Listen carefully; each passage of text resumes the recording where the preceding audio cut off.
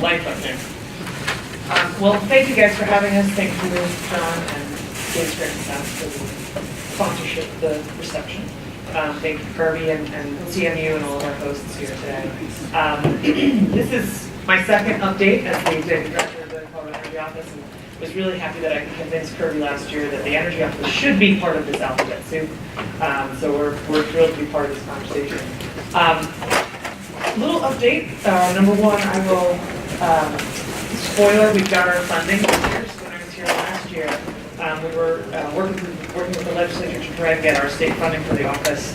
We were unsuccessful last year, but have really been working very hard over these last few months to work with the legislature trying to path forward on funding, and I'm pleased to report that this year we now have a line item in the long bill. So we're funded like all the rest of the state agencies, continuous funding every single year, so we're very excited about that. I think it's a testament for how many people came up to me yesterday and said, congratulations on your funding. They already knew, so this is something that we've got a lot of support, we've got a lot of great partnerships in this room and across the energy spectrum, so I'm very appreciative of that. I'm really excited about the partnerships that we've been establishing.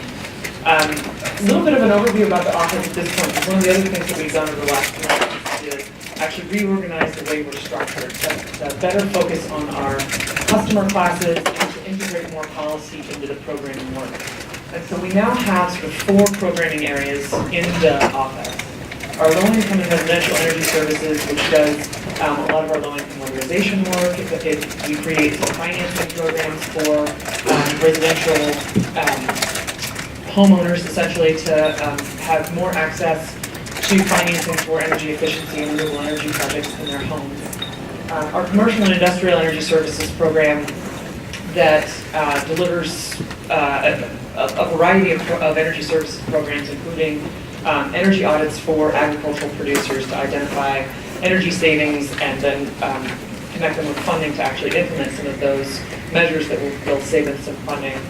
We also have some financial programs through this unit as well, our commercial property assessed clean energy program, our energy performance contracting program, and then we're launching an industrial program that I'll talk about here in a second through this unit as well. Our transportation fuels and technology unit, this is where we do our work with electric vehicles and CNG and propane. We've got grant programs that we run out of the office to fund both electric vehicle charging infrastructure as well as CNG stations across the state.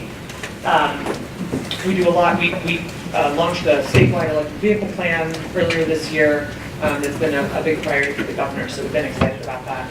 And Rifle actually is one of the locations that we are looking to put out some funding for a fast charging station as we're looking to electrify the corridor. So certainly trying to make sure we're reaching every corner of the state through that program. And then finally, our public affairs program or unit, which includes all of our regulatory and outreach work, as well as everything that we're doing sort of in production and generation.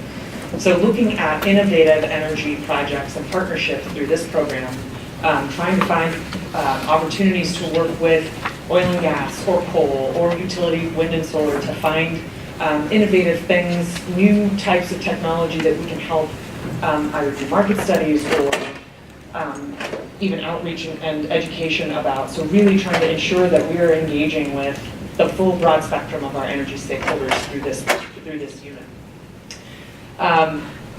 We also redid our internal mission. Our statutory mission is very broad. Legislature created it back in 2012, and it includes promoting all forms of Colorado energy and benefiting the economy, looking at environmental protection. So really when it comes to energy, we've got the ability to kind of work in every single space and every single sector. So that's something that we've been really taking to heart over this last year and trying to ensure that we really are meeting that broad intent of the Energy Office statutory mission.